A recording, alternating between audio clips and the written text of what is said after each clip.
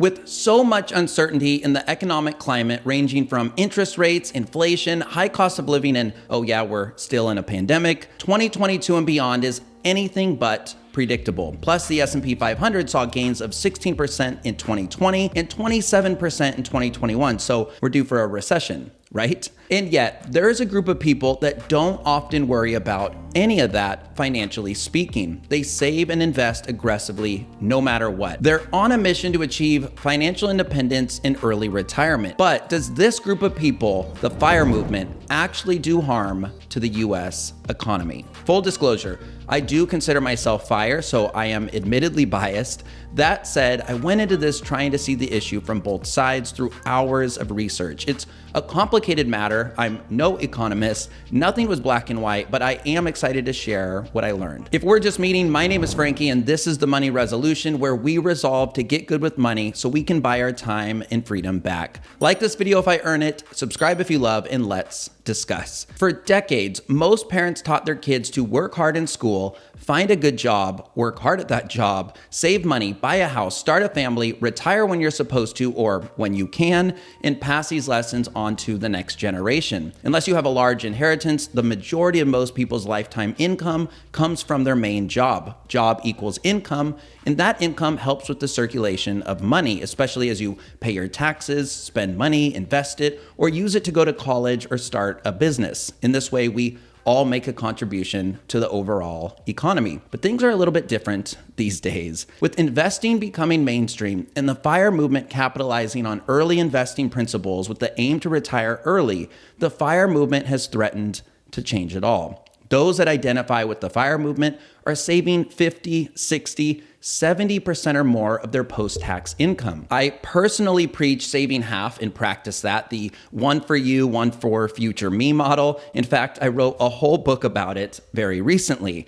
Those seeking FIRE save and invest far more than the average individual. To do this, they consistently work hard to lower their expenses. They consume less than the average individual with consistent frugality in order to save and invest aggressively. Their hard work becomes smart work because the money they earn also earns money from investment portfolios or even real estate. The goal? Retire early. So good for them, bad for the economy, right? Hoarding money isn't spending it, so that's bad for everyone else. First off, it's important to keep this in mind. The circulation of money happens regardless. Whether money is spent now or spent in retirement or it's inherited by children, the circulation of money will always occur. It's just a matter of when. It's simply different than spending money as soon as you get it or even spending more than you earn, like many Americans. If saving half or more is how one intends to pay for their retirement, I'll say it up front, I find it hard to see the harm. By saving half or more, individuals simply get to reap the rewards of their hard and smart work down the line. It's delayed gratification, not depriving the economy. Is it selfish to take care of yourself and your family first, or is it smart to invest time and energy in financial education, your well-being, and your financial future before worrying about the greater economy? But let's take a step back here. Let's consider the reasons the FIRE movement could be considered ultimately bad for the economy as a whole. Many people do argue that FIRE is doing a disservice to the economy. I came across two main arguments as to why. The first is that if everybody adopted FIRE, the GDP would fall. If everybody cut their spending dramatically at once, it would hurt the economy. And that's true. It's no secret that the government promotes consumer spending. It's the driving force of the economy. The more people spend, the more money circulates for buyers and sellers. As I explained, one of the key components of the FIRE movement is limiting any discretionary spending. That's canceling unnecessary subscriptions, limiting eating out, and not buying the newest phone or branded clothes. FIRE avoids excessive consumer spending. The economy does not like that. Many small businesses do not like that. But I just can't get my head around this argument. It's quite a leap to think that everybody is going to suddenly save half of their income or more just because a select few do. Honestly, it's unrealistic to even dream up a scenario where 10% of the US is saving half. As of March 2022, the average American saves just 6.2%. Historically, it hovers around 7.5% since 2000, nowhere near 50%. The FIRE lifestyle is attractive and suits a small group, but it's a very small circle of people overall. It's a niche movement and not for everybody. In recent years, there has been a rise in FIRE popularity as more people become interested in learning about it, as you can see from this chart on screen. And who wouldn't be curious? Early retirement is attractive, but many of those people decide it's not for them, or they take a few of the strategies they can apply to their life to be better with money, which I always recommend. Learn about FIRE, take what works for you, leave the rest. Nobody is forcing FIRE on anybody. Now, the second main argument is this. If everybody retired early and left work, it would cripple the workforce and therefore the economy. And that's true in the short term, if it happened, but there's no way it will. Currently, less than 1% of Americans retire before age 40, less than 2% retire before age 45, and less than 3.4% retire before age 50. Less than 10% retire before age 60. By the way, a good chunk of those that do retire early are successful business owners turned first-generation millionaires or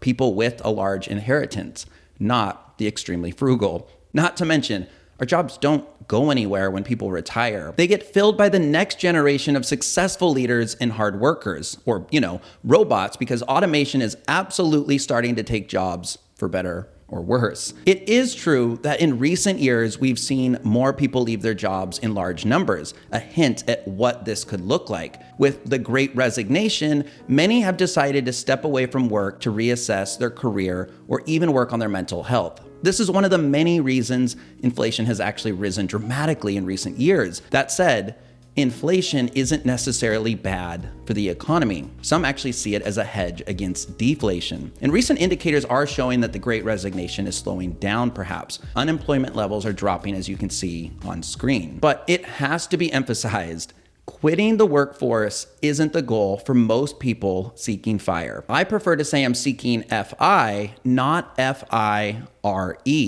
FI seekers desire the option to quit or work part-time. The goal is freedom, flexibility, and a happier life. Many people love the work they do and want to remain engaged in either paid or voluntary service. Many that have achieved FIRE still do work full-time for many reasons. So I didn't find any substantial evidence to really prove that the FIRE movement is currently or will be bad for the economy as a whole unless everyone adopted it all at once. But could the FIRE movement actually be good for the economy? First and foremost, and this is purely anecdotal after immersing myself in this culture the last few years, people pursuing financial independence are often extremely generous. They recognize and preach the importance of paying it forward, donating, and giving to important causes. Giving is a reminder that you can help others and that there is more than enough to go around. It's a reminder to find balance and not hoard anything and everything. Most FIRE individuals have a holistic view and even automate their giving for causes they believe in. But let's talk government. The government encourages saving and investing for retirement. Individual retirement accounts and 401ks, government programs, offer tax benefits. Those seeking FIRE take full advantage of those benefits as anybody can. Roth IRAs allow your investments to tap the power of compound interest, building wealth while paying no taxes on your earnings when it's time for you to cash out. But those seeking FIRE absolutely pay their taxes like everybody else. They simply aim to pay fewer by staying educated about the tax system. They avoid being taxed twice on their money by prioritizing retirement accounts over personal brokerage accounts. Most billionaires, on the other hand, pay little to no taxes. Just saying. Prioritizing investing in retirement accounts is good for the economy because it encourages people to have a nest egg for the future. The government offers these tax-advantaged retirement accounts because they want to make sure we don't fall into poverty at an old age. People seeking FIRE certainly won't require government assistance or funds in retirement since they're prioritizing taking care of themselves. Then there's Social Security. The government incentivizes you to work, and as a reward, based on your income and your total years worked in the US, they will give you a stipend when you retire. The only problem with Social Security is analysts expect Social Security funds to be completely depleted by 2030. You cannot rely on Social Security for your retirement. Rather, you have to take retirement into your own hands and use a 401k, a Roth IRA, and/or a traditional IRA as your main retirement vehicles. And you must. Your other options are much more difficult in the US. Anyone that invests in the market should be applauded. This is how the economy develops. 100% of those seeking FIRE know that to build true wealth, you must invest. But a lot of Americans don't invest at all. 39% of Americans have no money in the stock market. That, my friends, is bad for the economy. The government rewards hardworking and smart investing individuals, which makes investing early and often for retirement good for the economy. And I can't resist rattling off these final 5 points very quickly. If you used a happiness index as an indicator of the economy, the FIRE movement would absolutely raise that. FIRE eliminates unnecessary spending on things and stuff that end up as pollution in landfills. FIRE seekers tend to live a very healthy lifestyle by cooking at home often with fresh ingredients, perhaps from their own garden, instead of eating fast food or junk. They seek out cheap or free healthy hobbies like running, hiking, biking, visiting national parks, and the like. Finally, many pursuing FIRE had to learn personal finance on their own to turn their financial life around, and they simply fell in love with the subject. They get so excited to pay the knowledge forward, they write books, they blog, and they YouTube to help others. Hence this channel and my books. Happy, healthy, education-filled lives focused on consuming and polluting less that potentially does good for the economy as well. A no-brainer for me. Look, at the end of the day, I think the reason why many people blindly assume FIRE is bad for the economy is that on the surface, it seems selfish for someone to save half or more of their income. It sounds like FIRE seekers only want to keep and hoard money as a means of leaving the workforce, but that is far from the reality. FIRE is about saving today to spend in the future, and it's about building a meaningful, passion-filled life and living with less stress. We shouldn't overthink how one group of super savers and investors are doing others wrong. Focus on what you can control and how you can adapt to the current economy we all live in. Maybe you should be a little more selfish when it comes to your financial future, because navigating skyrocketing college tuition, an ever-changing workforce, tax laws, insurance rates, healthcare, Social Security, pensions, investing, and on is extremely difficult. Unfortunately, they didn't teach us personal finance growing up, so it's up to you to take your financial education seriously. It's critical more people get educated about personal finance and prioritize their financial future. The government offers incentives that most people aren't taking advantage of. I will always preach putting yourself and your financial future first, then helping others. Take control of your finances by being financially educated, planning for the future, investing wisely, and cutting costs wherever you can. Because ultimately, the economy won't care if you're pursuing financial independence or even early retirement. So the question shouldn't be, is the FIRE movement good or bad for the economy? The question should be, is the FIRE movement good or bad for you? Or simply, is saving and investing and planning for retirement good or bad for you? I think you know the answer. Look out for you and yours, and don't let anyone tell you seeking financial independence or saving or investing more is bad. Anyone saying that is making excuses to spend more, or they're just trying to bring you down. They'll be figuring it out later when you'll be living free in the not so distant future. Those are my personal thoughts on the matter, but here's the reality.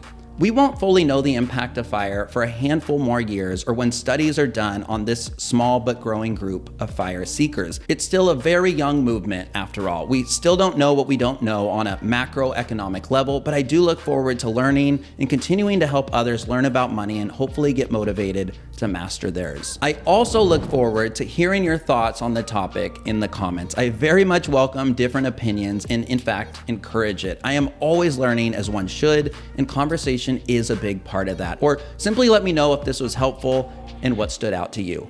I'd love to hear from you. And if you want to know more about my views on all things FIRE and you want a guidebook that covers it all, check out my recent book, Save Half, Retire Fast. You can find it on Amazon in paperback, Kindle, as well as hardcover. And let me know if I should record that audiobook here soon. My name is Frankie, and this is The Money Resolution. I hope to see you next week on the next one. Like, sub, and check out this video next. It's a recent one about mastering your money mindset, because that really is step one on any financial journey. Thanks, and best of luck.